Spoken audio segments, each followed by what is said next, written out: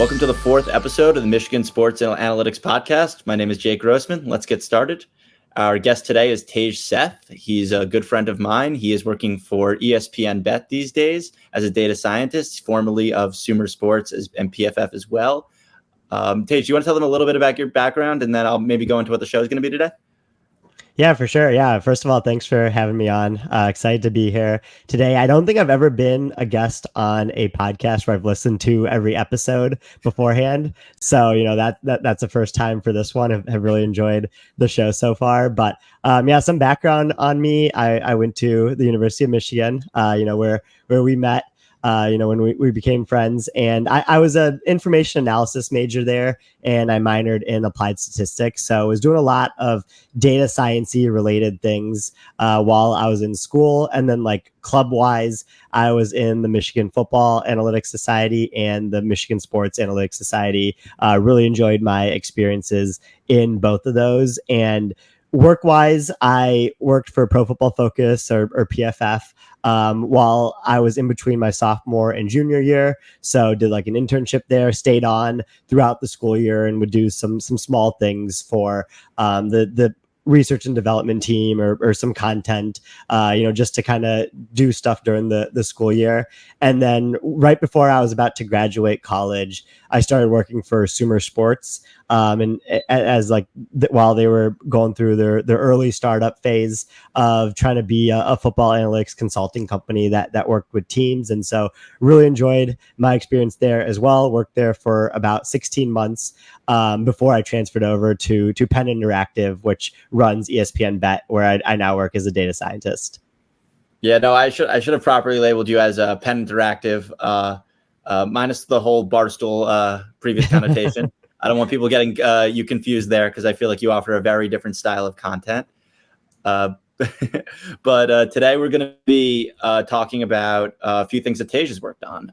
First, we're going to be hitting on a paper that he and Eric Eager, also formerly of Sumer Sports and Pro Football Focus, and now with the Carolina Panthers, where a paper they co-wrote about using tracking data to analyze certain trade-offs on defensive play in the NFL. So in that way, you're looking at, they created two key metrics. They're called bite distance under expected and ground covered over expected. And we'll talk a little bit about that in our stat of the week portion. Then we're going to hit on some recent news. We're going to do a little bit of a first half NFL review. We're going to hit on the Anthony Richardson situation for a second. And then we're going to go into some second half predictions as we sort of hit the halfway mark of the season. And then finally, we're going to get to our main topic discussion, where we're going to talk about correlating tail outcomes in the NFL. And that should be really fun. It all started with a text when I was sort of deep in the weeds of my best ball drafts about how maybe NFL teams could be doing the sort of same thing. And it should be fun to sort of talk through all the different ideas that we put together about how teams might do this in the NFL and sort of correlate their outcomes and give themselves greater possibilities of hitting those, 90th, 95th percentile outcomes that are sort of required to reach a Super Bowl. So with that all being said, I think it should be a really fun podcast, and let's get started. But let's get started first with the stat of the week portion. That's going to be bite distance under expected and ground covered over expected. Tej, do you want to just take a moment to explain these metrics for those who maybe haven't had a chance to read the papers? Mm-hmm. Yeah, for sure. So yeah, like you mentioned, I worked on this with Eric Eager, and he is now the VP of analytics at the Carolina Panthers. And so when we were working on this together before he ended up going to the Panthers, he had this really interesting theory about kind of the buckets that linebackers can fall into with respect to how they perform against the run, in terms of just how much ground they can cover from where they start the play to where the running back gets the handoff, and kind of the movement pattern of linebackers in that situation. And then if that can relate to how much they bite on play action. And so what we define bite is just the vertical distance that you're moving towards the line of scrimmage when a play action pass is happening in a certain interval. And so his kind of theory before we looked at the data was that these two metrics were going to be negatively correlated. And so what he meant by that was the more that you are able to cover ground in the run game, the more bite that you'll have on play action, because you'll just be that run defensive minded first player when it comes to that. Or you could have the vice versa of that, where you're a player who does a really good job of not biting on play action, but that also means that you're not as good in the run game, just because when a offense is running play action, it's supposed to look very similar to a run play, and so you react similarly to those types of plays. And so that's what we like kind of went into the theory, or into the paper with, as a theory. And the data actually proved that that was true, where there was a strong negative correlation between the bite distance under expected, which is just like how much distance you're moving towards the line of scrimmage, adjusted for game situation, the offense that you're playing, the quarterback that you're playing, and then ground covered over expected, which is same thing, like the amount of ground that you're covering, which this is the both using the X and the Y coordinates here to get to where you started to where the rusher is, and then like adjust all of that for run concept and game situation and all the other factors that can go into that. Right. And I remember one thing that stuck out to me when reading this is that how predictive it was of itself. It was like it had a stronger stability year to year than some of the strongest metrics we had in terms of PFF grades, like the raw grades, not the necessarily percentile grades, and then the run stop, sort of run stop percentage as a measure of snaps. So being stickier than both of those, I feel like, was also a strong signal that this was hitting on something that, a position that we usually struggle to value in a consistent way, was hitting on something that sort of speaks to maybe not just stylistically, but even strength once you sort of combine the two metrics. Yeah, that is a good point. Like it was really rewarding to see that these metrics like helped predict, kind of production in both like your run stopping and how you performed against play action in the future. And that was important to know, because these types of metrics where you use tracking data, where the NFL is providing this data, where there's chips in the player's shoulder pads that are tracking where they are every 10th of a second on the field, like these things can be really helpful for just predicting future performance better than some of the advanced stats that we have, like run stops or different things like that, where you can apply that to a lot of positions. And you mentioned like linebacker is a tougher position to evaluate when it comes to like how they perform and like what kind of intricacies they have when they play the position. And so being able to really just like find out what styles these different linebackers like to play, as well as like how they interact with each other on their own team, where often you'll have one linebacker who tends to bite more on play action, but is usually better at covering ground in the run game. And then you have another linebacker who kind of does the opposite of that. Was also pretty insightful to find while we were doing this research as well. Right. I remember there were like, it was generally like, as you said, the correlation was negative. So it was very rare to see a player that scored in like extremely highly in both like, bite distance under expected and ground covered over expected. I remember seeing Denzel Perriman did, and I'm going to try not to read too much into that one because I don't think I had him in that sort of elite linebacker tier back in what was the data set? I think 27 to 2020, but it was that was just a funny one to see. But just sort of in general, when thinking about players with this metric, like what do you think we can most learn about a player? Do you think it's about style? Do you like, how would you use it alongside some of the other metrics we have?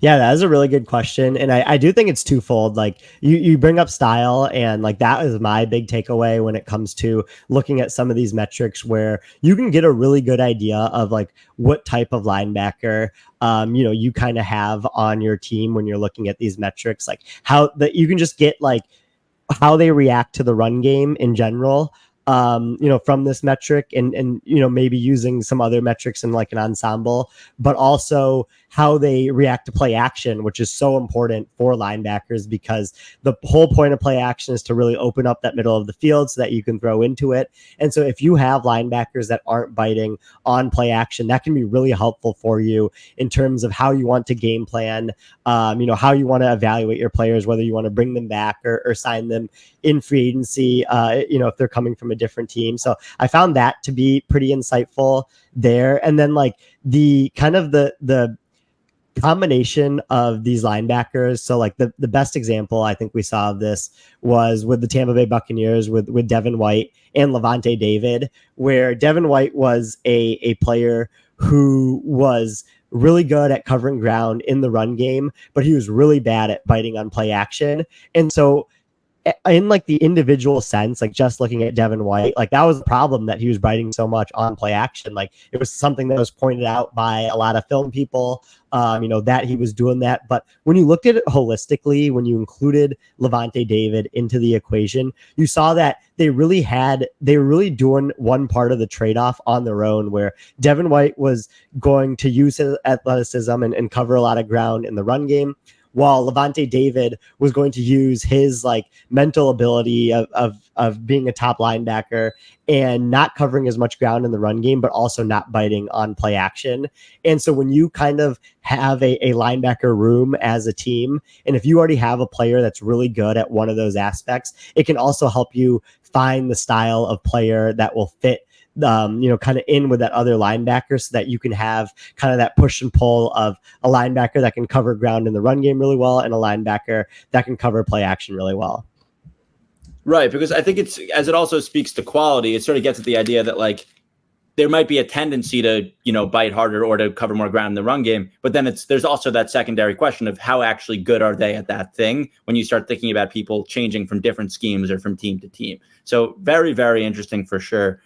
Do you feel like that context with which you view it changes when you're thinking about it on that sort of team level? Like when you start thinking about maybe on an offensive level and how teams are playing them, but also on the defense level, like, do you view it as sort of a way to judge a defense when you sort of have that information all together for the team? Or maybe you're looking at, as Eric did in the paper, the front seven and sort of their max distance because of the weak link theory of defense?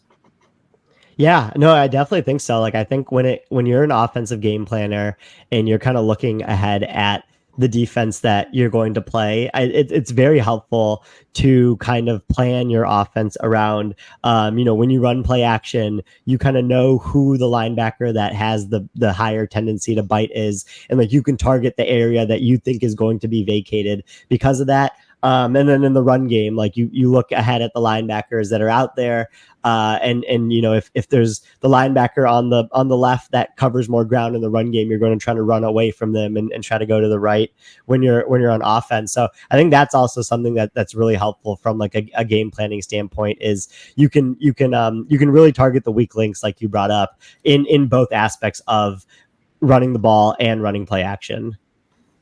Absolutely. I think it's also one of those things that it sort of depends on the quarterback you have as to whether you're able to take advantage of it and how defenses are going to choose to play you. We know that the impact of running quarterbacks has on the run game in general. Do we feel like this paper is like strong evidence actually for that concept? Do we feel like it tells us a lot about the quarterback at all when we look at how defenses play them with respect to this sort of trade-off that they're looking at? Yeah, that's also a good point to bring up. That was like something we touched on a little bit at the end of the paper. It could probably get its own paper, is like how these different offenses, these different quarterbacks can influence how linebackers move. But yeah, that was like a really interesting finding, I thought, as well, where you have like a quarterback like Lamar Jackson or Kyler Murray, where like the mobile quarterbacks that are involved in the design run game, and defenses or linebackers in general just like didn't cover as much ground against them than they did just like on a normal basis when they were playing like the pocket passers, which they saw like the majority of the time. So that was like something that was really interesting. It was kind of like further proof that it's easier to be a running back on like a team like the Ravens, just because like when you are getting a handoff from Lamar, the linebackers just like aren't moving towards the ball as much. Like they might be worried more about the outside run. Like if Lamar were to take off there, if Lamar is showing inside, that you can run outside and have a little bit easier time to do that. So that was something that we touched on a little bit at the end of the paper. And then like the Shanahan McVay tree was also doing a really good job of confusing linebackers,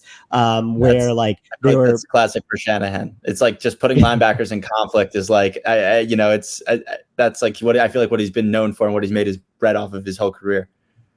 Yeah, no, I mean that is a really good point. It's like the Steven Ruiz, like he does the microscope meme with Kyle Shanahan. It'll almost always be a linebacker.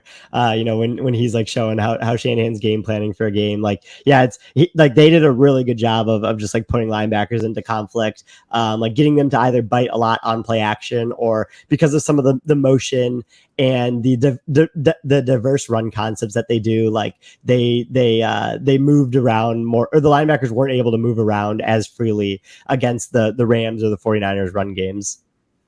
Yeah, I was going to bring up motion because I feel like that's also one of those things that like newly introduced. I'm sure someone, if you're listening to this and you're doing big data bowl, it's definitely an interesting thing to think about, because motion feels like one of those things that is also putting linebackers in conflict, and it's adding sort of another element. So I know it's one of those things that, yeah, I'm interested in your thoughts, because I know I have a lot of sort of opinions about this one and sort of what motion is actually doing in these contexts about how we're sort of looking at the linebacker trade-offs, not necessarily all of the work that motion's doing, because I feel like that's a whole podcast on its own, maybe a series.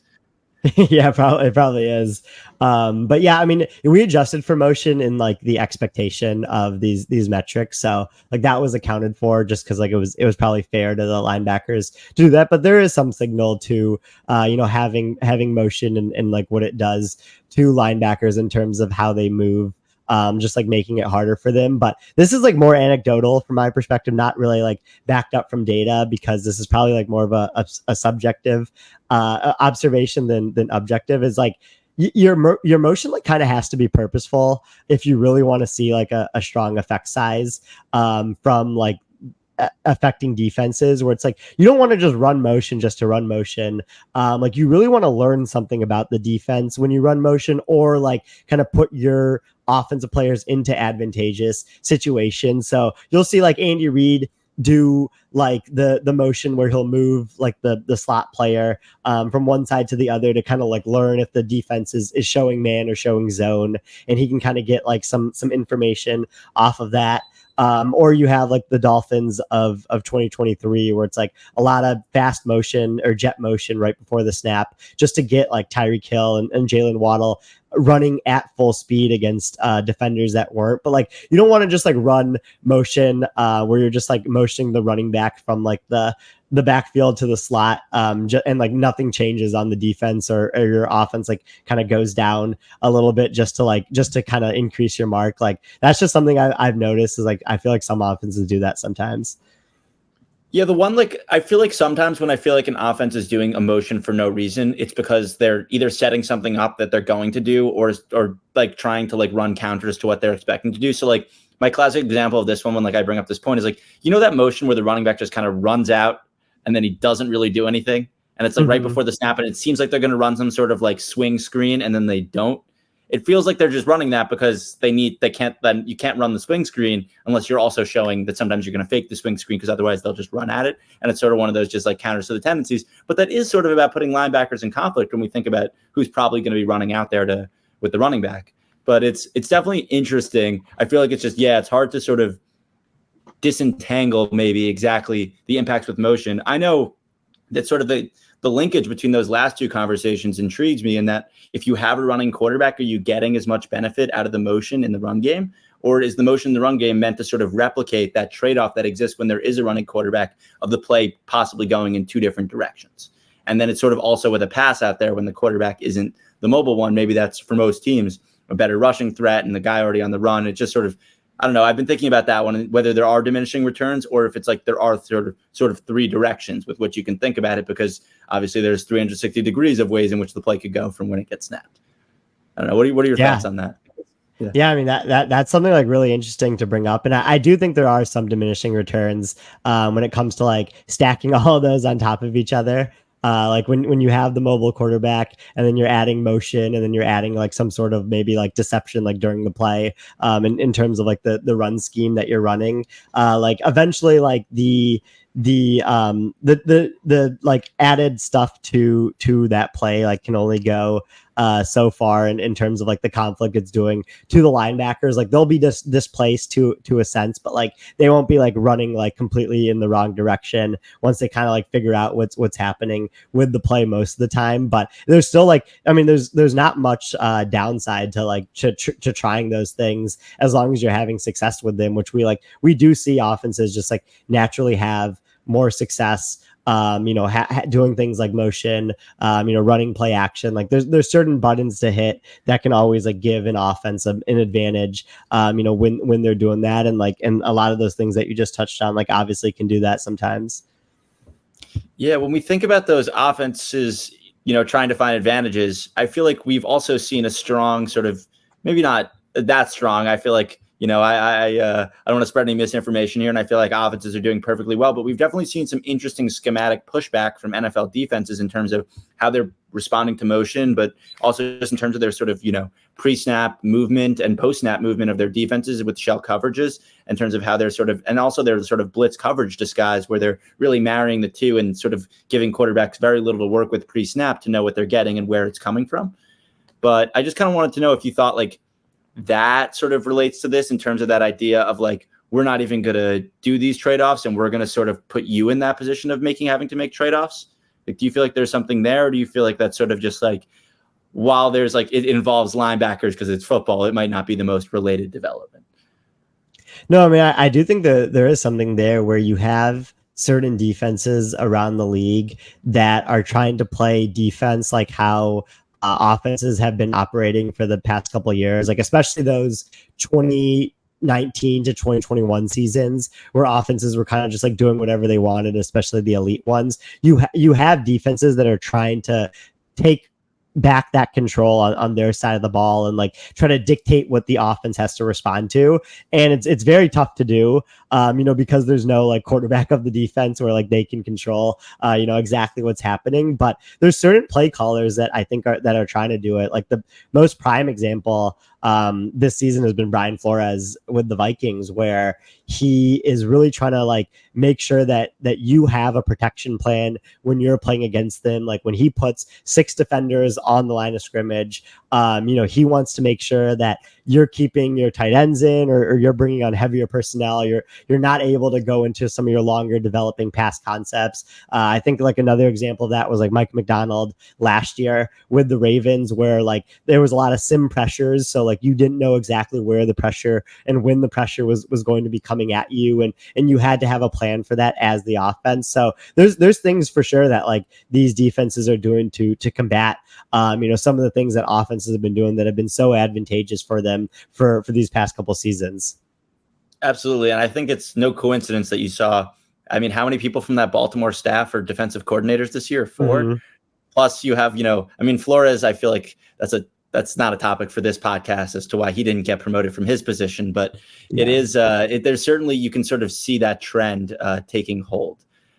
I feel like sort of bringing that back in, do you feel like there's any teams this season that sort of are like nice illustrations, or you would want to measure with these metrics maybe? Oh yeah, I mean that's a really good question. Like certain like linebacker groups that have like kind of been interesting to me to watch this year is like the one I think that we kind of saw last week with the trade is like the Seahawks, where again you have this Mike McDonald defense where he likes to send linebackers on blitzes. Like it's a defense that asks a lot from its linebackers because of how it's set up, and like clearly like they weren't getting the play that they wanted out of their linebackers. So, like they make the trade for Ernest Jones, and so like it would be interesting to kind of see like what aspects of the bite distance and the ground cover that we were just talking about, that the Seahawks like felt like their linebackers doing well, and then like what does Ernest Jones kind of provide on top of that. So that's definitely one of them, where you can kind of like take a look at their linebacker play and get a lot out of it. And then like I think another team that would be really interesting to look at is like the Texans, and like their strong emphasis on like this physical brand of defense that they want to play, where like how are they using their different linebackers and like the investments that they've made at that position when it comes to like kind of putting pressure on the quarterback or putting pressure on the run game, but also kind of staying back on play action and being pretty good in pass coverage, like I think that they've been this year. And the last one would be the Chiefs. Like the Chiefs have gone from having one of the worst run defenses in the league last season to one of the best run defenses this year. And so like Nick Bolton, Drew Tranquil, Leo Chanel, like I really would love to see like the interaction between how they're kind of handling that. If they're all really focusing on like the ground covering aspect of just like playing really good run defense, and maybe that leaves them susceptible to play action. I think we saw a little bit of that with Nick Bolton early in the season, but like maybe they kind of just like stay in that the whole year because of how good the rest of their defense is, or if maybe one of them starts to peel back and gives up a little bit on run defense to be better against play action.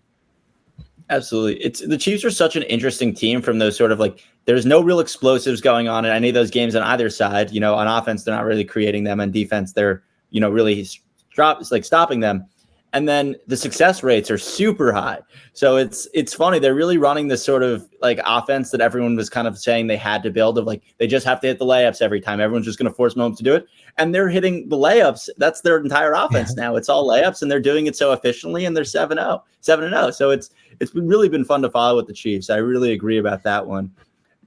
With the Ravens, I know you brought up before that sort of Henry and Lamar thing. I was just curious how anything might have changed in terms of how teams are approaching the play action. But it also, I feel like there's some confounders in terms of the fact that like Lamar is passing at a level he may never have been before, even in the unanimous MVP season. So it's also, there's certainly confounders there. And then the last team I think it would be, I just sort of was thinking about was the Falcons, just because they're running such low rates of play action. They really, Kirk really is not offering much in terms of mobility. In terms of scheme, I feel like they were telegraphing which plays were runs and passes early on in the season too. So it was one of those things where like, because they're not getting anything out of center. It's just out of under center. So it's just one of those things where it seems like I would be interested to see how teams are like sort of approaching, whether they're honestly, biting really like just, they're probably not biting at all in any play action that does happen. And if they're able to be creating explosives because of, frankly, how few they're running play action, or if it's just that Kirk can't even run the play action right now because he's just not physically there. Yeah, no, that is a really good one when it comes to like the offenses. I'm sure like if we were to look at these metrics, like teams would not be biting as much on play action against the Falcons just because of that there, where it's like there'll be other teams in the league where you'll probably like want to bite a lot on play action. Like the Lions would be one of those just because like how strong their run game is. You bring up the Ravens, like the Eagles would probably be another one, especially like since like the Eagles like don't access the middle of the field that often. Like you can feel more comfortable like biting on play action against them just because of like how good their run game is as well. So that'll be something interesting to follow kind of like the rest of the season, is like how a team like the Falcons kind of evolves from like what their offense looks like right now to what it'll look like in the future, where like maybe they'll want more juice out of players biting on or defenders biting on play action against them. Well, yeah, I feel like that's like not a lot of the value of Bijan, but it's a lot of the value I feel like of an elite running back that also operates in the passing game is those sorts of plays where you can run him on play action, you can use him as a pass protector off play action or as a receiver, and sort of get that value, and just frankly the value of the the trade-offs, as we're sort of hitting on exactly here, where they kind of have to cover ground against Bijan, and then you can sort of get more bite and all of that. I feel like this is we could probably sort of just hypothesize and about what the stats would show about offenses this year, but I feel like this might be a good time to sort of move on to some of our recent news. So now with some recent news, before we go into our first half review and our second half predictions, I wanted to just get your opinions on the Anthony Richardson situation and his benching today. It wasn't originally in our podcast outline, but I figured it would be a shame not to talk about it and get your opinions on it, because I'm sure you have some. Yeah. I mean, the Anthony Richardson benching was like the main thing I heard about the entire day, whether it was on Twitter or some tech messages about it.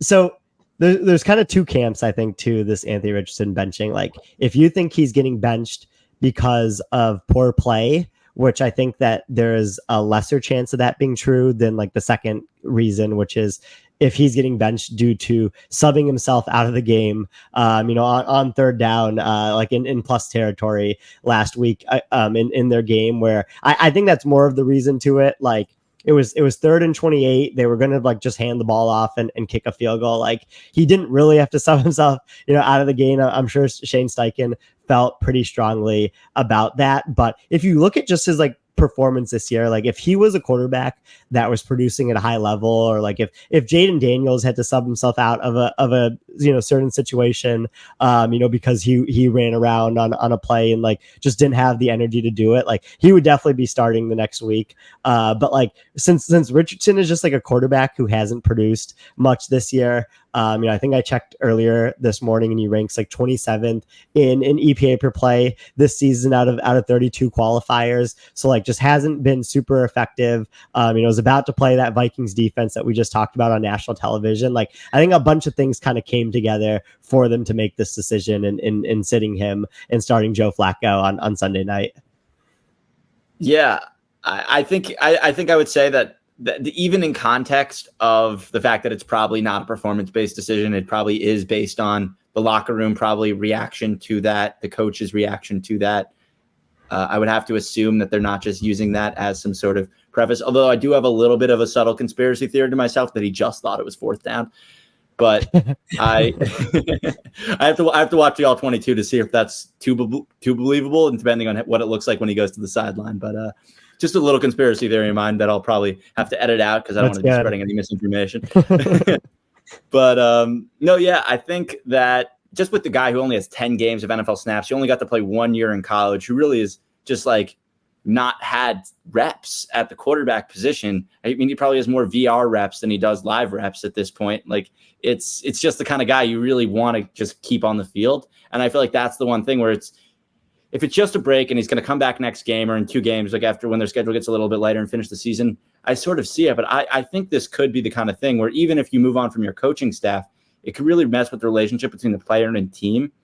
And I don't think like we can say like with any certainty what Anthony Richardson is in the NFL or as a quarterback. I mean, I think we can probably feel less confident about some of those, about maybe the width of the distribution, but I feel like not even, because I feel like the tools still give you access to all those sorts of tail outcomes. We just maybe adjusting the likelihoods of hitting them probably a little bit lower, but because I think that's the right way to look at it. But it's not like there aren't plenty of success stories who started off like he has, maybe not with the insane ADOT and insane, sort of way he's going about it. He's a man of many extremes. Such nice pressure to sack ratio, really seems to want to push the ball downfield and is super accurate on that. And then, really might be the worst short accuracy quarterback I've seen in quite a while. And I watched a lot of Zach Wilson. So I don't know. I think it's such an interesting situation. I really want to just see him get back on the field, but I wouldn't be surprised if he's on the trade market like this offseason and we're looking at, we're hearing about which teams and what the trade package is for him, which I don't know, probably day 2 pick, right? Yeah. I mean, yeah, you bring up like so many interesting points there. Sorry. I dropped a lot there.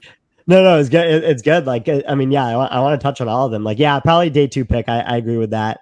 In terms of the comp that would be thrown out to him, and like everyone wants Anthony Richardson to be good. Like, it would be so cool if he was good. Like, he's younger than both of us. Like, there's definitely a lot of room for development going forward when it comes to like his distribution, like you were talking about. But I do think that like his play this season has moved his mean outcome towards the left on his distribution like a decent amount. Like, he's again like 27th in EPA per play this year, like not super productive, but you're right. Like, the tails are still there. It's just like there's less area under the curve when you get to those tail outcomes, especially the far right one, just because there just hasn't been like a ton to put promise into with respect to his accuracy so far this year. So accuracy is definitely something that can develop over time, and everyone's going to compare him to Josh Allen, and like that is in the distribution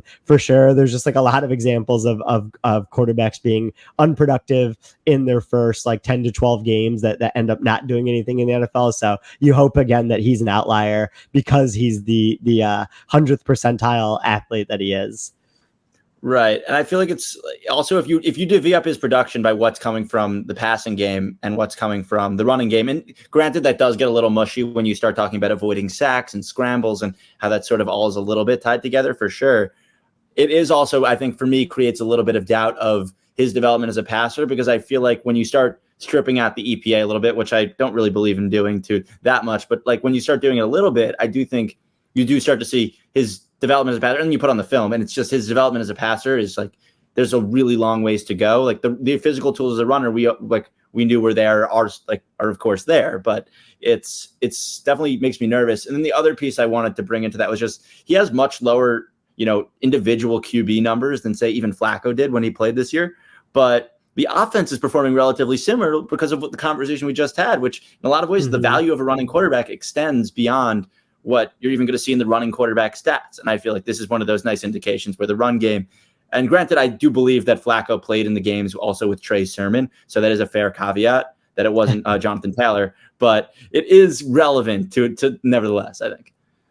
Yes, no, I mean that is something that should be brought up when you're entertaining this conversation, is like you really have to think about Flacco versus Richardson in terms of just like a points per drive aspect of like what the offense looks like, not like what they do on a per play basis, on plays where they are dropping back or it's a designed rush, just because of like the effect that Richardson has in the run game, especially with just like how much easier it can be for Jonathan Taylor to run the ball versus like Flacco being in there. So like that's something relevant. And then it's also like, it kind of goes back to the success rate and EPA conversation that we were talking about earlier with the Chiefs offense that you brought up, where like Flacco is going to throw some interceptions. He's going to create some explosives, and like you're going to just like kind of have to deal with your offense being very high variance, play to play and week to week if he's the starter. Whereas like Richardson, because of his scrambling, because of his design rushing and like what he does when he hands the ball off, like higher success rate offense, maybe won't have the highs of highs and lows of lows as often, just because like Flacco is going to take some very aggressive throws and has the accuracy to complete them, while like Richardson's accuracy is sometimes pretty off, where like the defender doesn't even have the opportunity to catch the ball if he's guarding the receiver closely. No, that's all. I feel like that's very true. I feel like, and in addition, I feel like we would both agree that like in reality, the conversation doesn't really come down to who gives you a better chance to win the football game, Richardson or Flacco. And as our correlating tail outcomes conversation will probably show, there's more important things you should be thinking about as an NFL team, especially with a younger quarterback. But sort of moving on from this piece of the conversation, let's hit on some of the things that, went on the first half of the NFL. We've got or I guess it's not, we can't do a clean half and half so much, I feel like, but we've got our 18 weeks, but I feel like everyone's games played, it happened somewhere in the middle of week 9, right? So it's hard to cleanly delineate when is the first half, when is the second half. But in the first half, what have you noticed so far? Any long-term trends that are sticking out to you that are just either continuing or bucking or anything like that? Yeah.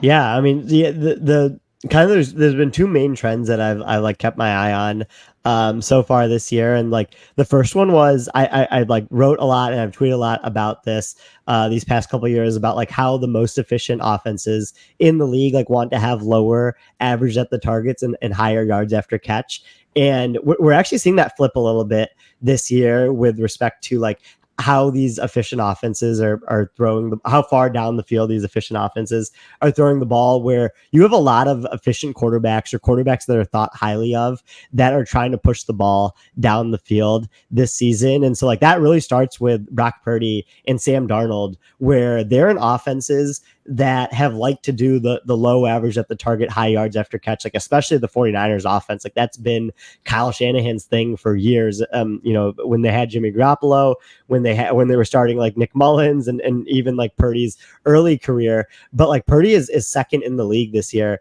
in terms of average up the target. Darnold is third in the league in average up the target. Like these are quarterbacks that are trying to push the ball downfield. And so that's been interesting to follow. And then you can go a little bit further down that list and you see that the top two MVP candidates in Josh Allen and Lamar Jackson are also quarterbacks who are pushing the ball down the field, where they rank 8th and 9th in average at the target respectively there. So you just have like these quarterbacks that are really just like kind of, depending on if it's like defense is leaving the middle of the field open more, or defenses like wanting to stack the box, like in Lamar's case, giving him easier access to throwing down the field to Flowers and Bateman. Like they're just looking to push the ball further down the field than the highest efficiency offenses in previous years.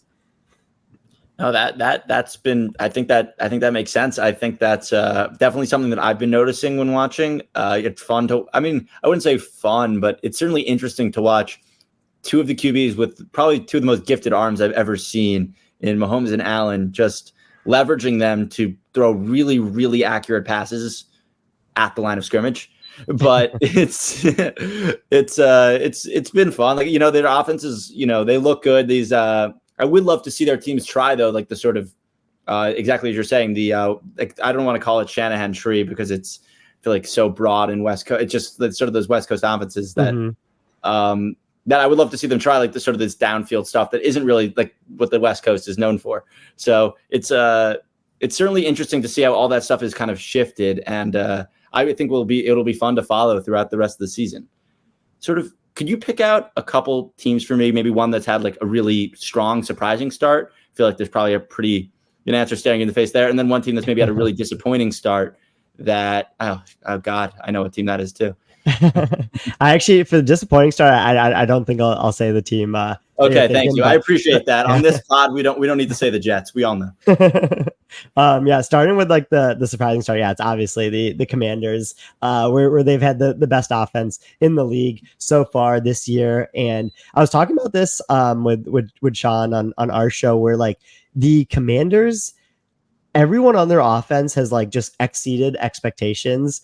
And it's really just been like all tied together by the play calling, which has been like super cool to see, where you have an offensive line that you didn't feel super strong about coming into the year, and they've done pretty well in true pass sets. Like they've held up well. It's always a little bit harder to hold up for a mobile quarterback because of like where they move in the pocket, but like they've done a good job of sustaining a pocket for Jaden Daniels to do well back there. And then like you look at the pass catching options, and you trade Jahan Dotson right before the season as like a little bit of signal, is like, yeah, we don't like want to put a ton of resources into this year. Dotson's not like a good receiver or anything, but there's just like kind of a signal in doing that move. But like Terry McLaurin's been awesome now that he has real quarterback play. Noah Brown has stepped up in some pretty big moments, obviously the Hail Mary, but even outside of that.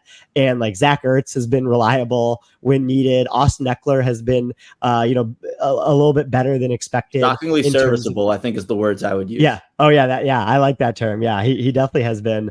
So like that's done well. And then like Cliff Kingsbury has been a good play caller. With like how they're using the middle of the field. They're very efficient passing in the middle of the field. They're very efficient passing in like the intermediate area of the field, like the 10 to 25 air yard area. Like the pass concepts have been well schemed there. And then they're throwing enough behind the line of scrimmage with screens and different designs to the running backs, like especially when they put out two running backs in kind of like a 21 personnel set, where they're able to generate efficient plays off of that too. So like all of it together has just been really fun to watch this year, and I hope it can continue down the stretch. Absolutely. Yeah. I feel like that Cosme that extension looks pretty good from before the season, and as well as the Noah Brown move. So like they made the Dotson move, and then they honestly like it felt like I don't remember the order of operations and whether Dotson happened before Cosme or not, but I do remember the Noah Brown move happening like right before the season when he was released from the Texans. And it's just one of those moves where it was like, okay, I guess we need a guy who can play from the the slot a little bit, because like I don't know, I guess they wanted to use Olamide Zacchaeus outside, which okay. But it's Noah Brown's added a lot. I feel like Cliff Kingsbury has been like, I always kind of had the expectation with him that like it was one of those things where he wants to play fast. He wants to stay in his quarterback's ear for as long as possible at the line, so that he can, frankly, like, so he can help him, especially with like a rookie like Jaden. I feel like that's been something that he's been trying to do that, has been really helpful for him. And it's just sort of been really fun to watch it sort of all come together that way, even despite, like some of the memeable aspects of the offense, like the positioning of the wide receivers on the side of the field and other things like that. But I do think like, it's been such an efficient offense. It's been so effective it's hard to have that much doubt about where they are as a team. Like I feel like I wouldn't put them in the contender status, but you don't really want to run into them in a playoff game either.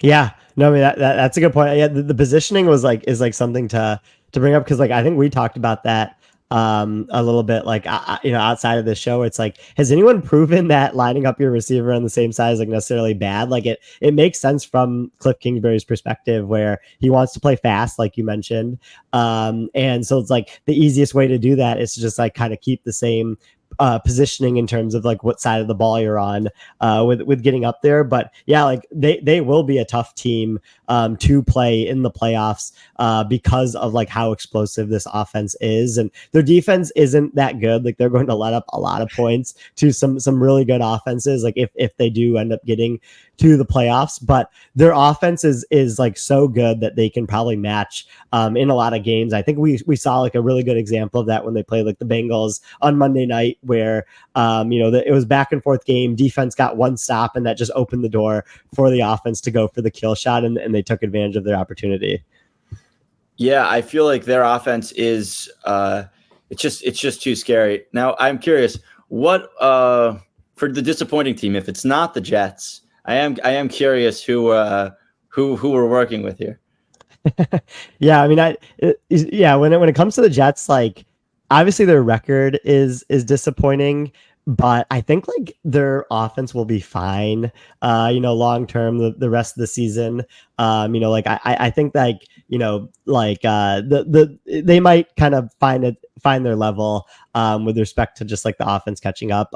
So like record bad, but like I don't think they're like fundamentally a bad team going forward. The team that like I've just like been super disappointed in this season has been the Dolphins, because like we've seen examples of other really elite play callers in the league making it work with backup quarterbacks, and like Matt LaFleur with Malik Willis is probably like the prime example of this year, where he's done like such a good job every time Malik Willis has had to step in there and play. And like there's been other play callers around the league. Like I mean, even like you could count Kevin O'Connell and Sam Darnold, where like they probably wanted JJ Stefanski, with McVay with Baker a couple of years ago did really well. I remember. Yeah, it's like for the Dolphins offense to be as bad as they were when they still had Tyreek and Waddle, without Tua, who like Tua's like he runs the offense efficiently, but like no one would say like he's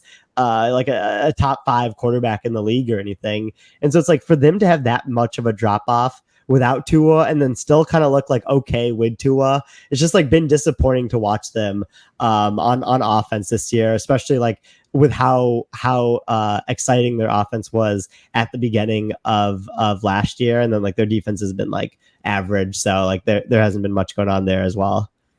Yeah, I wonder if it's one of those things where the jet motion caught teams off guard. They were really thriving for a few weeks, and then like I feel like even the back half of last season, their efficiency numbers were top half the league, but it wasn't anything to necessarily get nearly as excited about as maybe people were about the Dolphins offense at the time. Yeah, no, I mean, that is a good point. Like, I gave Mike McDaniel like the benefit of the doubt coming into this year, where like I'm like he's always been innovating, right? Like he really started off a couple years ago like doing a great job with his pass game. Last year was like focused on the run game, like how can they get more efficient running the ball. So I'm like this year he'll have like a new wrinkle that he'll add in, and it's kind of been like the A-Chan receiving stuff, but like that hasn't added like a ton of juice to the offense other than just like boosting him in fantasy when Tua plays. Exactly. Are there, I guess before we move on from this first half stuff, is there any like player that's caught your attention? Like, oh, he's really having a nice year. I didn't realize he's like that. Like it's someone who's really breaking out. Yeah, I mean a player who I think is like breaking out or kind of taking their game to the next level this year has been Brian Branch for the Lions, where I thought he was like a decent player last year, like, kind of went through his rookie ups and downs, but like it was clear he had a lot of talent. And I was a little bit worried about him going into this season because he was switching from playing nickel primarily to playing safety primarily. Position change is tough like 1 year into the league, but I think he's been one of the best defensive players in the league this year. And like, it's been really fun to watch him just kind of like fly around the field. He like doesn't let up receptions that often, and he forces turnovers at a pretty high rate. And so he's definitely been a player that has broken out on the offensive or on the defensive side of the ball for me. Yeah. Is there anyone on the offensive side? Because I know for me, like I was thinking Juwan Jennings. Like he has sort of really impressed me. Just his peripheral numbers have been kind of exceptional. He looks the part when he's when he's just running that part of the offense, especially when some of the receivers were hurt earlier in the season, and it was him. He looks like a real receiver, and I know that Shanahan apparently can do this with anyone and make them look like great receivers. I remember the he's put up 150-yard games with Richie James Jr., but I do think that it's just been sort of fun to watch Juwan Jennings just sort of put it all together as a player who, had a nice postseason last year, has really sort of always been that like extra piece in that offense that was on the field a good amount, but didn't really get nearly as much shine or attention. It was either him or Juszczyk, I feel like, on the field a lot of the time. But I feel like he's been having a really fun year. I don't have the exact, yards per route run numbers off the top of my head, but Yeah, no, I mean, that's a really good one. Like I remember looking at numbers before the Super Bowl last year and like how the pass catchers for the 49ers did against man coverage, and like Juwan Jennings had the highest success rate when targeted against man, like compared to all the other 49ers weapons. And I was really impressed by that, and he is someone that just like consistently makes plays, which has been really cool to watch this year. I guess for me, like my version of that would be like Darnell Mooney with the Falcons. Like he's been like awesome this year. Like did not expect it at all. Like he showed some flashes earlier in his career, but like I didn't realize he's a player that could really really just be like a like strong wide receiver too behind Drake London, because like I was definitely like uncertain about their wide receiver 2 situation entering the year. Right, and I would say him and Gabe Davis, they got relatively the same contract. And I think I know which one I'd rather have now. And I think I know which one had a stronger like profile, analytically speaking, but it's still funny to watch the divergence there. I pulled up the Juwan Jennings number from Sumer Sports, and it's I think he has a 2.58 yards per route run, which would be good for 6 in the NFL. So he's been killing it. Another player I wanted to just give a shout before we moved on from this is Tucker Kraft, who's a player I remember was really fond of the draft, and a lot of people were really high on him. And then he kind of got caught behind Musgrave last year. Musgrave, was healthy during camp and sort of got the lead role and really held on to it for most of the season until he got hurt. And then Kraft, looked really great in, that sort of once he got a little bit more time in the role. And this year it's just been, he's looked great. He's blocking so well. He's been great after the catch. He's been great at the catch point. He's it's been fun to watch him as another piece, yet another great young piece in that, Packers offense. Yeah, no, that's a great one. I mean, he is amazing after the catch. Like, I mean, there's not many players in the league, like, including all ball carriers, that can like do what he can do with the ball in his hands. So like, that's been very cool to watch. And like, we know LaFleur obviously will kind of use all these weapons pretty well, but like get the ball in his hands often. Yep. No, so I feel like now's a good time to sort of move on into the second half predictions. We have just a few things I feel like that would be fun to talk through. For one, I know you mentioned that the 2 leading MVP candidates before. Do you have a prediction, a strong take, maybe a dark horse you think will take over both of them? Yeah, I'll give you both here. I mean, I think like both Lamar and Allen have played phenomenal football this year, and like wouldn't be surprised if either of them ended up winning MVP. I'm going to stick with Allen just because now that like the Ravens have like all these pass catching weapons that are all like playing pretty well, and like Allen like has like gotten some credit for elevating his pass catching options, but I think like probably deserves more credit than he's even getting. Like I think end of the year, if they are both sitting there with like super high production, like voters will lean Allen just because like he didn't have like a true like number one receiver that is like that type of player like throughout the entire season. And like I think like he has a good chance to lead the league in total EPA, which can be a strong predictor of MVP. So gonna lean his way. But like a dark horse, I think could really like emerge back half of this season is Jalen Hurts, where he's just coming off his best game of the year against the Bengals on Sunday, and he ranks like borderline top 10 in EPA per play right now, but they have a really easy schedule down the stretch, and he played a lot of this season without AJ Brown, and like AJ Brown is so helpful to this offense, and so I think he's someone that is like pretty low in terms of like MVP probability right now, but like can really jump up a lot like the second half of the season. Absolutely, those are some great names. I feel like the only other sort of names that even come to mind, Jaden Daniels, of course, but that would be pretty wild. And I feel like because as the NFL generally comes to do with awards, he already has one. I don't really think if they're going to give him another one, it would. I saw a good take. I think it was Jacob Sanderson that said Opoy, Offensive Player of the Year odds for Jaden Daniels are probably more interesting than MVP odds. And I could sort of get on board with that, where it's like one of those things where it's like that's how you sort of acknowledge maybe the extraordinary rookie performance instead of the MVP award. So I thought that was an interesting take. All right, I had to take a little break there because I wasn't sure whether I was about to get Tej fired by talking about betting, but it seems like we're fine. In terms of the other MVP quarterback that I was sort of considering as an interesting sort of contender, and I can't believe these are the words that are coming out of my mouth, but I think we need to bring in the Burrow into the conversation. And then honestly, Herbert, if that pass rate stays where it is, I would love to see if Herbert can end up with some strong efficiency numbers. I think he would have such a strong case just because he's got nothing else around him. And I think the media world would be very excited to reward Justin Herbert. But I think if I'm thinking dark horses, one of those two strike me as interesting. Burrow for the record reasons, as I feel like they're, with how QB wins work in these conversations, it'd be kind of surprising to see him get brought in unless they just have an incredibly strong second half. But he really is playing probably the best football of his career. And then Justin Herbert's also playing, really exceptionally. And it would be kind of fun, I think, in this offense, if they can keep those pass rates up, to actually see a strong Justin Herbert efficiency season with, Ladd McConkey and Will Dissly getting most of the targets.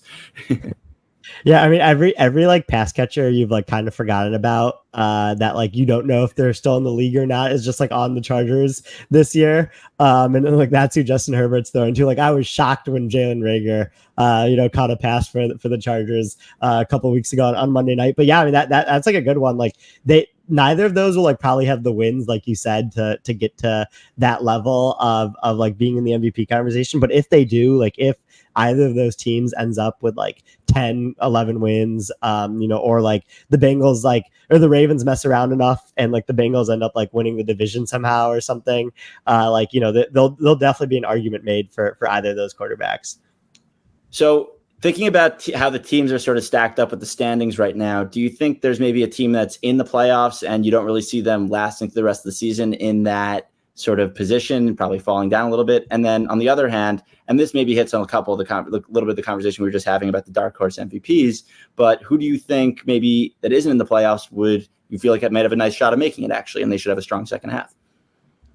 Yeah, so the team that I think is in the playoffs, right now, but probably going to fall out of it if I had to pick one is the Broncos, where I think they're actually like currently like the 5 seed in the playoffs. Their defense I think can be pretty good. Like Patrick Surtain is having an amazing season.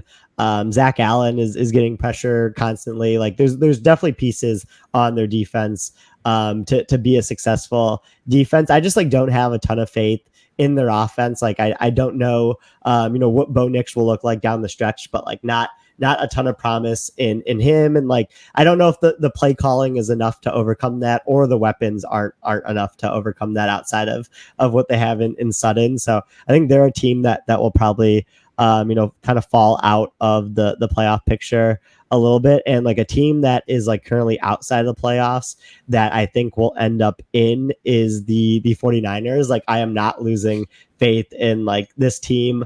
I think Purdy is playing pretty good football this year. Like he's able to really do a good job of like extending, which is like not something that you see often in these types of offenses when you have players like Jimmy G or Goff like running these offenses where like Purdy kind of offers you something additional on top of that. Obviously Shanahan is going to offer you an advantage from a play calling perspective, and like their defense I think just got some like bad late down variance early in the season and can kind of have a little bit of a bounce back here like we saw in the first half of the Cowboys game. So yeah, I'm buying them to end up making the playoffs.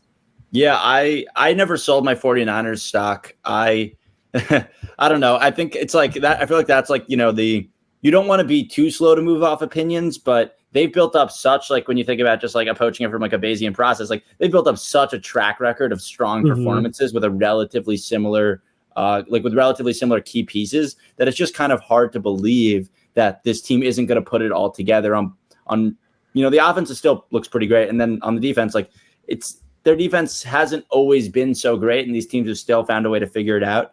I would say the one thing is Shanahan's, in these tighter games where your offense isn't as dominant, the fact that Shanahan isn't the best game manager in the world matters more. So that is relevant, but I do agree they're a team that I'm certainly very optimistic on relative to their record. For me, I feel like I'd be thinking about the Bengals, as we sort of just talked about. I feel like their defense is frankly a mess. The Eagles, Shoto had a really nice way of showing that this weekend, where it's just that's not a team that is going to be stopping very many people, but that offense can really have some really nice performances and carry them. And that's just one of those things where I'm generally more certain about offensive performance going forward than defense, where I feel like it operates a little bit more on a mean reversion basis. So I feel a little bit more confident just projecting a team like that has had such strong offensive performance and frankly has also had a history of strong performance in the league. I feel like if I'm thinking about an NFC team that isn't the 49ers, that I would have some confidence, or rather a team actually, I mean, I guess the Seahawks, but I feel like that's going to, between them, the Cardinals and the 49ers, that's going to sort of cannibalize itself, and not all three of them are going to be able to make a strong push. Teams that's in the playoffs that I'm not necessarily feeling so confident about, I'd say if I'm going to make a bold one, the Steelers. I mean, they're 6-2, but it's a good football team. It's not a football team that I can't see dropping 5 straight either, though. Yeah.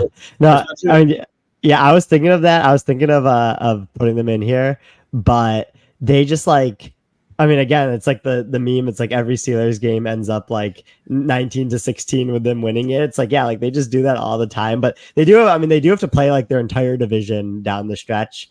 And like the Browns have life now that they're starting Jameis. The Bengals are obviously pretty good, and the Ravens are really good. So like that'll be pretty tough for them. I mean, yeah, they've like, if you just think about the games they've won, like, yeah, they've beaten some teams that aren't like playoff teams as of right now. Sure, the Chargers and the Falcons, but like a lot, like their wins have not been overly impressive to the point where if you like recalibrate your priors, for example, on the Jets, that's not as impressive of a win. After losing to the Patriots the week after, I think like the Falcons win is still like really impressive, and the Chargers win as well. But I just look at their schedule for the rest of the season, and like I don't see, there's no game here that I feel like I would even, like, with the exception of the home game against the Browns, I think that would be the only game I'd have them favored to win. And I think maybe the home game against the Bengals in week 18, if the Bengals are like not in playoff contention anymore. But other than that, this is not a team that I think is well positioned in that sense. Yeah, I don't think it's a very good football. I don't think it's a very good football team. I think like at the end of the day, like the defense is pretty strong. It's like that's fair, and like but it's not an offense that you can have faith in. They don't attack the middle of the field, as we were saying. They don't like really find a lot of easy ways to move the ball down the field. And I don't know. I guess we'll have to see on that one. Let's sort of, before we move on from this prediction section, I do want a Super Bowl matchup prediction from you. I don't know if you could just say the same thing you said at the start of the season, so you don't need to enter any new takes. But if anything has changed for you and you want to register a new take, now is the time. Yeah, I mean, I should probably change my my Super Bowl prediction a little bit from from what I had before the season. I think like right now my Super Bowl pick would be Lions Bills, which I think would be like a pretty awesome Super Bowl. The Chiefs like obviously like they're kind of like just like always kind of in your rear view mirror, like you're always Were the thinking Chiefs about them. predicted to be in the Super Bowl for you and like before the season, and it was Chiefs Lions? No, so I Is that did what you had? Yeah. before the season. I had I like tried to be a little bit bold. I went Eagles Bengals, which is not Oh, looking too hot right now. okay, On the okay, like it. yeah on the Bengals side, like I still think they're good, but they're not like in the playoffs like we just talked about. The Eagles I think are like still like a pretty good football team, but not like not as good as the Lions are, and like might not get the 1 seed. Just because the Lions have the inside track to that. So yeah, so switching it up and going Lions Bills.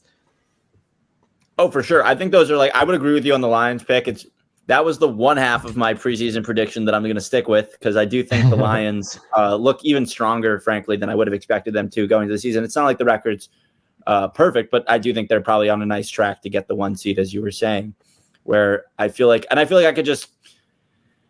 I have more certainty about them than I feel like about the Packers or about the Vikings, about the Eagles, about the Commanders, and I feel like those are sort of the only other teams that I could sort of, see coming out of the conference. I don't see any of the I don't see like any of the NFC South teams being that interesting. In terms of the AFC, I did pick the Jets, so I will have to move off that take. I let the homer in me win one time. One time I got hope. And no, it's what I deserve for getting hope. But I think I'm gonna go Lions Texans. I feel like that's not that bold. I feel like preseason that's like both like the hipster pick, so to speak. But I do think the Texans, look, Stroud is not in as otherworldly of a form as he was as a rookie, but the defense is so strong in a way it like wasn't last year. The offensive line is it's scary. I think if there's one thing that does them in, it'll be that. But I think I feel more if I'm going to try to not pick the Bills and I'm not going to pick the Chiefs because that's not as fun, then yeah, I think the Texans would be my next team up after those two as sort of the favorite to win. And I think it's not that dissimilar relative to probably what the average person's prior is on that. And I think that's a team that can go into even on the road, go into either of those stadiums and pull one out. Mm-hmm. Yeah, no, I mean that's a great one. Yeah, it's like I mean like picking kind of against the Chiefs here is like kind of like a really interesting like modeling question, I think, because like any sort of like team rating that you would assign to like every team in the league like would not have the Chiefs first in the AFC, just like based on how they've performed this year. Like even baking in priors, like it'd probably be the Ravens. If you weight offense a lot, like it could be the Bills. But like it probably just wouldn't be the Chiefs just because like how these rating systems are set up. But like they almost like get kind of like this exception where it's like we don't know if they're saving plays or they're saving energy or like all this stuff for the playoffs. And they're like 7-0. Yeah, and they're 7-0 and like on like the inside track to get the bye. So it's like, yeah, picking against them is like definitely tough. But it's like it's hard not to like think about like just like their offense being not explosive at all. So far this year, even though they're like still very successful on a down to down basis. Absolutely. And yeah, worth giving the Ravens a shout because they're due for some positive playoff variants. So I would hope to see the Ravens have a nice postseason so we can not have to hear any more conversations about whether Lamar can. It's the AFC's Dak Prescott, but I think that's a good time to pivot on to our sort of main topic conversation for today. So we're going to be talking about correlating tail outcomes in the NFL.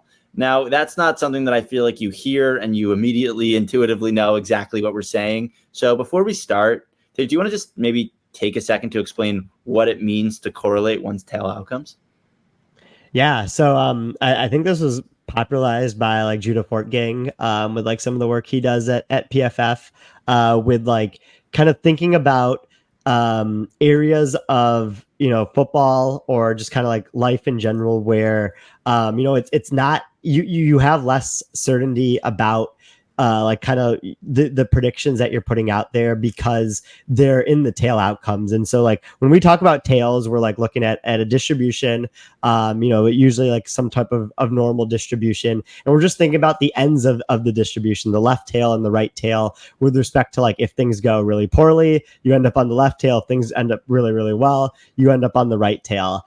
And when it comes to correlating these together, you have multiple things that you're looking at, and you can kind of piece these things together to say like, if the scenario we're looking at ends up in the right tail, like all of these things have a higher chance of happening. And so like the really like famous or like the common football example of this is like if you're looking at data or matchup analysis, and you find that if Jameis Winston throws for 300 yards in this game, like there's a high chance of David Njoku having a pretty good game and Jerry Jeudy having a pretty good game, because like those are all correlated together. And so you can really zero in on the tails of this happening. And it can be used a lot for betting, for just like kind of matchup analysis in general, for fantasy. Just like there's a lot of aspects that it can be used when you're thinking about correlating tail outcomes in respect to like how you're looking at these games or at these seasons. Yeah, and I feel like just sort of like I feel like it's just important to explain, like it's important to shoot for these tail outcomes when you're an NFL team, because when it comes to, from the gameplay perspective, a tail outcome on a play would be a touchdown, and you're sort of hoping to create these explosives as opposed to sort of work your way down the field is one thing. And then when you think about it more broadly in terms of team building, it's important to correlate your tail outcomes, because the idea of the goal of winning the games and building a good team is to win a Super Bowl. And that's sort of your tail outcome there. So you want to make sure that when you are getting to the situation, you have sort of everything hitting. And that's, I feel like, the sort of underlying principle here. It's sort of the same thing that I feel like has shown up a lot in the NFL underdog and other sort of style drafts, best ball, and other company draft best ball circles, where it's this idea of stacking your quarterback with your wide receivers so that if the offense is good, you have both, and making sure that you have matchups in week 17 so that even on like the, minuscule likelihood that your team can make it through the final weeks of these incredibly large tournaments, you now have a good shot of winning the league. And that's sort of this idea of when you get to these edge case scenarios of like when you're in like that 90th percentile of like making sure that all your bets are correlated, so that one, you boost the odds of that happening in the first place, because you've increased the frequency with which these sort of tail outcomes occur. The frequency, I feel like in air quotes, because when you're talking about distributions, that's not the most, that's not the easiest term to use. But when you think about the relative frequency of these tail outcomes, you're effectively boosting their likelihood and boosting the magnitude of the gain once you get there. Mm-hmm. Yeah, I mean that's explained really well there. Where, especially in something like best ball, in these like huge tournaments that you're in, having like that quarterback, receiver, tight end combination, is helpful on its own in terms of just like if that offense goes off in one of the big playoff weeks, it increases your chance of advancing. But then when you think about like which type of offenses to have, so like this year, like having the Commanders offense, which was like very low price, so you can build like a pretty good team and then do your Commander stack, would be very helpful. And like that's like the tail outcome. You would probably, if you were investing in the Commanders stack of quarterback, wide receiver, tight end, or multiple wide receivers, like you're probably investing in the Panthers offense and the Browns offense, like other offenses that you thought were underpriced. Like obviously those didn't work out, but when you talk about tail outcomes, like you just need one of the 10 that you pick out to hit, because like the chance of that one happening is less than like the resources that you're putting into it usually. Yeah, unless you make some mistakes, like combine your Commander stacks too much with Panther stacks. But I don't know anyone who did that. That would be brutal. That person would be really, really annoyed right now. But no. So I guess like sort of like hitting on like moving on to like sort of the idea of like maybe some applications of this. Like maybe let's start with like the broader team building stuff, because I feel like that'll be sort of like, let's start wide and like sort of narrow ourselves down in to maybe some gameplay stuff afterwards. But just, I don't know, in your opinion, like what would be like a good example on the team building level of correlating one's tail outcomes? Yeah, when you posed this question to me over the summer, I thought it was like one of the more interesting questions. That like I've thought about, and like where my mind went after thinking about it for a little bit is kind of drafting in clusters, especially when it comes to weak link systems. And so I think like the most notable example of this is in a draft that you have like, at least 7 or 8 picks in, probably more, like taking 3 defensive backs is like something where you're correlating a lot of your outcomes, because what you're doing there is corner, like defensive backs is very unstable year to year. Like the performance of defensive back performance is pretty unstable year to year. And then like it's also hard to field a full room of defensive backs that like where they can all perform pretty well on like a down to down basis. And so when you're taking multiple of them, you're just giving yourself like multiple shots to end up with a premier corner, that can play at a pretty high level. And then like season to season, if they're kind of regressing, if they just had a good year or they're surging off like a down year for them, like you can kind of filter through these defensive backs that you have, because you have a lot of them, and because they came in together. And so like you really hope that they can hit on their tail outcomes for a couple games at a time. And when you have multiple of them and they either all hit, you'll have like a very good secondary, like similar to what the Jets had last season, or you're just kind of hoping that you get one at a time that is able to perform well enough for you to start them. Absolutely. And I feel like another piece of that that I was sort of thinking about as you were talking is that when they're drafted in the same draft class, you're also sort of taking a bet on the relative demand for the position at the NFL at the time. The fact that these guys are relatively graded against one another, as opposed to like, there's always an attempt to keep these sort of coherency of scouting grades from draft to draft. And it's very much like it's an attempt, though, I think is the best way to put it, because in a lot of ways, these markets, like where someone gets drafted often stacks up to how many other guys are ranked higher than him at a position. So double dipping in a way also sort of allows you to, if there's some sort of market inefficiency with respect to that position that year, allows you to sort of double down if it's especially if you are of the belief, and you probably are if you're drafting multiple players, that it's a really strong class at the position. But I feel like these clustering methods with respect to the draft can be applied beyond just the position group, right? Like I know when we originally spoke about this, we also said that drafting multiple players from either a really successful college team, like say drafting, people from, multiple players from last year's LSU offense might have, or the 2020 or the 2019 LSU offense might have turned out really, really well for you. And I'm sure there are other non-LSU examples, but no, those are the two most salient for me. I feel like another example, though, is it doesn't have to be the most successful school or the most notable offense in the world. In fact, drafting multiple players from a really small school or really like small conference that maybe doesn't get the same kind of attention, but you have some sort of information and belief to convince you that it's really strong, is also the kind of correlated bet that I could get behind, because you're sort of betting on the league quality of that league. And it's really looking for confounders when we think about it. You're looking for a confounder to explain some sort of reason why this would actually be some sort of inefficient market, right?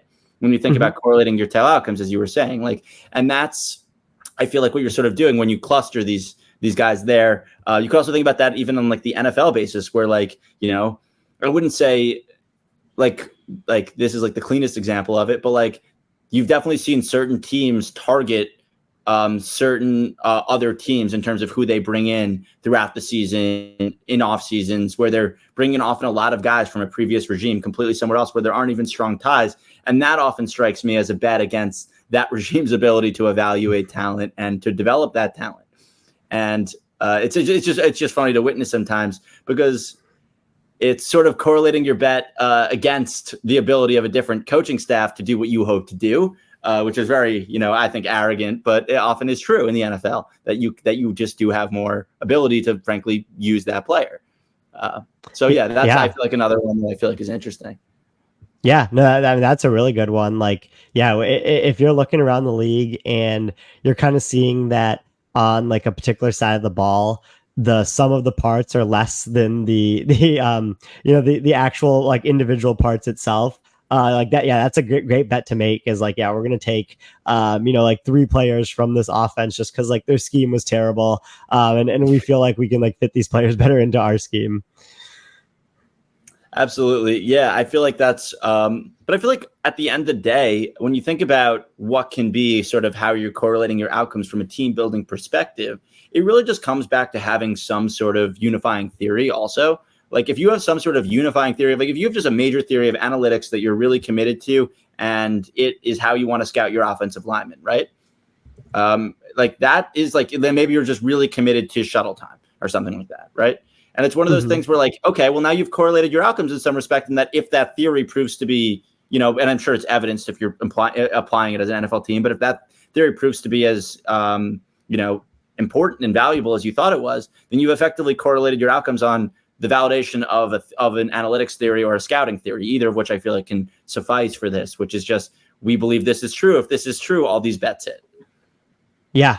Yeah. I mean, like, yeah, if it ends up going really poorly for you, you're kind of right back to where you started, which is fine.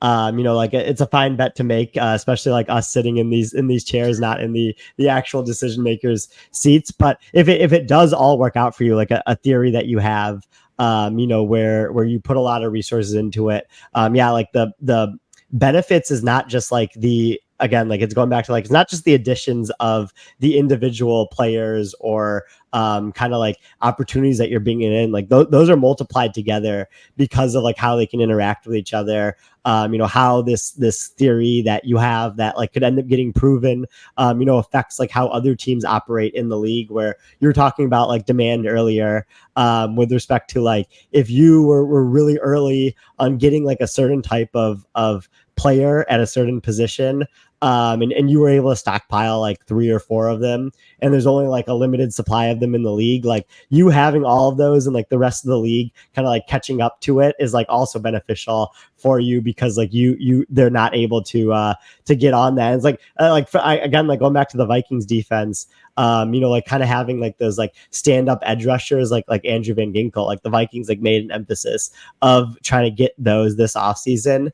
And like the rest of the league like might look at the Vikings defense this upcoming offseason and be like, man, we want to do that too, but like there's no more Andrew Van Ginkel types like available on the open market. Absolutely. I would take what's his name, Cashman too.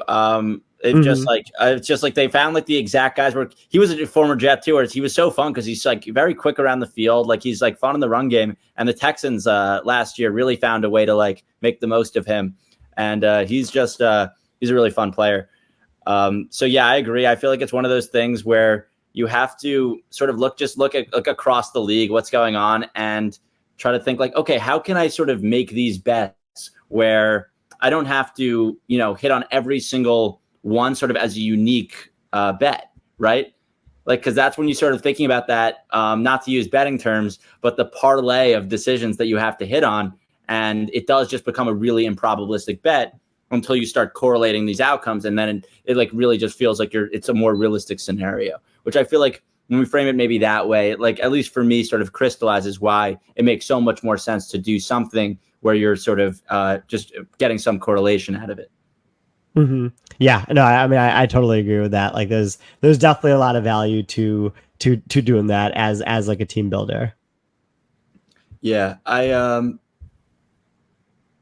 feel like now is a good time to maybe switch to maybe some of the on the field stuff that you can correlate at the team level. Is there anything that sort of stood out to you when I first brought this up to you? Yeah, the one that I thought of for like on the field, like the main one where I think it can be really beneficial is passing on fourth down. So like this is correlating two things. Like not only are you doing kind of the plus EV outcome of going for it on fourth down, like as long as the book says it, like don't want to be overly aggressive, but like going by the book, with going for it on fourth down. But when you pass on fourth down, you're giving you're giving yourself a much higher chance at generating an explosive play. And so when you think of just like the value added of that, like that's a lot of value, because fourth and whatever is like a decent amount of expected points, but nothing crazy because it is fourth down. Like you might be giving the opportunity to the opposing team to score, but if you were able to get like a 15-yard pass out of it, especially with probably how the defense is playing like short yardage run, because they want to get the stop. Like you can really kind of just like pair those two things together to really hit like your 95th percentile fourth down outcome type play. Sorry, I just have to make a note now because you explosive play rate, offense and defense, rather explosive play run and offense based on expected pass rate and or just like this down and distance on the fourth down. Really? Oh yeah, that's just an interesting That'd question of like wait, what are the actual numbers on this? Like, are you actually able to create these? Because I agree that intuitively, I would think explosive pass play probably easier to create than explosive run play on a fourth and short. Maybe less true on a fourth and mid, maybe medium. Yeah, it might be. Probably, yeah, it's just easier to create explosive passes than runs, unless we're just defining runs as, unless we're just creating a lower definition of what is an explosive run. So I don't have much doubt that you're right on that. I'm just interested, frankly, as to how like down and distance interacts with the likelihood of an explosive on fourth down. That would be interesting for myself. All right, I'd take a quick bathroom break, but we're back. It won't be much longer for y'all. I think we just want to hit on a couple more of these ways that you can, on the field, sort of take advantage of these, the idea of correlating your bets. So I feel like the classic example that I thought of was just going for 2 down 8, and that you're sort of correlating, if I hit these 2 touchdowns, I will win the game, instead of I hit these 2 touchdowns and I go to overtime. Is sort of the idea with that one. So it's like a very simplistic vision of correlating your bets. And I don't even know if I thought about it like as one of these things until I like was thinking further in preparation for today. I was like, oh, that is exactly what that is, where you're sort of just making sure that you are best positioned to win should all these things go well. Yeah. No, I mean that is a really good one for sure. Cause like when you're down 14 in a game, or you're down 8 late, right after you scored a touchdown, like low chance that you win. So like you need that right tail outcome. So you might as well just like fully lean into it and go for 2 there and try to hit on that to give yourself like the opportunity of like conditional on me scoring the second touchdown, like I'll have a higher chance to win, over a large sample because of that. Right. And I believe the same is true for multiple reasons going for 2 down 11, right? Because it's 1, you're just a field goal away, so you'll be down 9, and that's effectively the same thing. So I just wanted to bring that one in. It's like, it's not just 8 that this applies to. It applies to a lot of those going for 2 situations. And then it also kind of applies to that going for 2 down 11 thing, because if they hit a field goal, technically you're right back at 14 and you can do it again. So it's just a fun one. I like that one. Another one that sort of occurred to me as we were preparing for this is when defensive players, instead of maybe leaping at the tackle or making a more aggressive attempt to bring the guy down, they go for punching the ball instead, or punching the pocket, and they sort of try to punch the ball out, because then you effectively get 2 things, right? You get the tackle, and you get the strip, which obviously sort of if it works, obviously works well. And then I kind of applied the same thing, I would say, to like if you're blitzing and you sort of just reach out at the quarterback's arm instead of maybe like, you go for the arm instead of going for the legs, kind of thing, where you're sort of correlating the outcome, where if you hit the arm, you're probably getting a fumble too.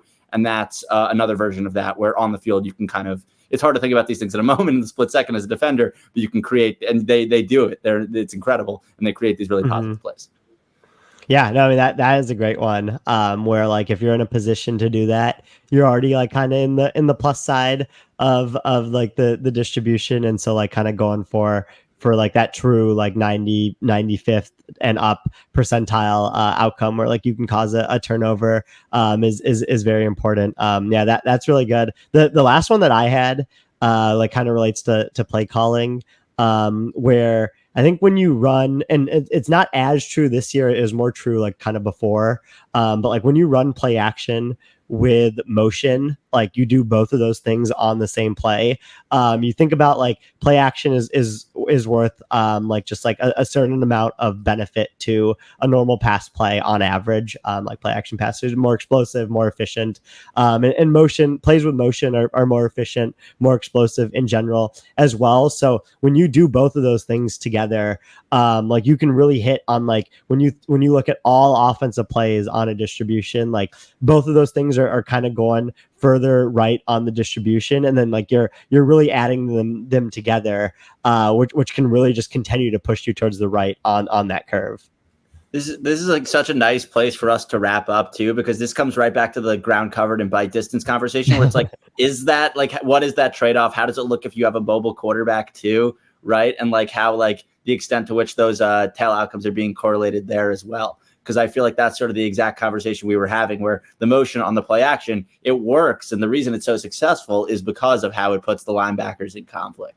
So, or at least it was so successful before teams, I think, have come up with some really fun ways to adjust to all the motion they're seeing. The no look just blitz immediately upon the snap of the guy trailing in motion is one of the most impressive defensive communication and coordination things.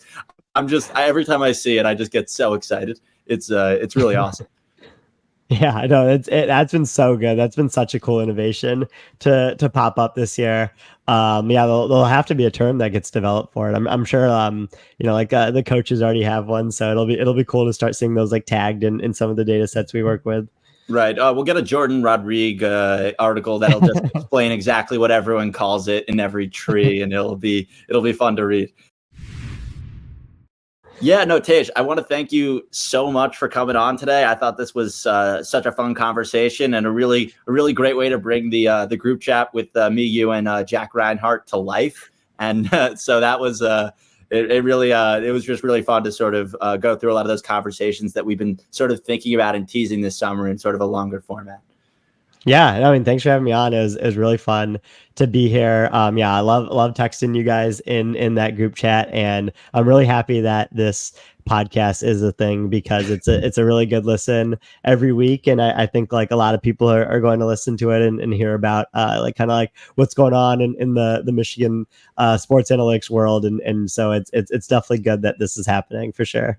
Awesome. Yeah, no, I'm glad you like it. I feel like it's like a nice extension of all the work that you and everyone, but both like with you and like, in terms of Joey, Connor, Arjun, and you guys, like, and Zane, of course, originally starting it, like just the work you guys did to really get this club off the ground. It just felt like a nice extension to get us into the audio domain. So I hope this is something that outlasts me and my time at Michigan. So it's been really fun, and yeah, it was great to have you on there. Yeah, appreciate it.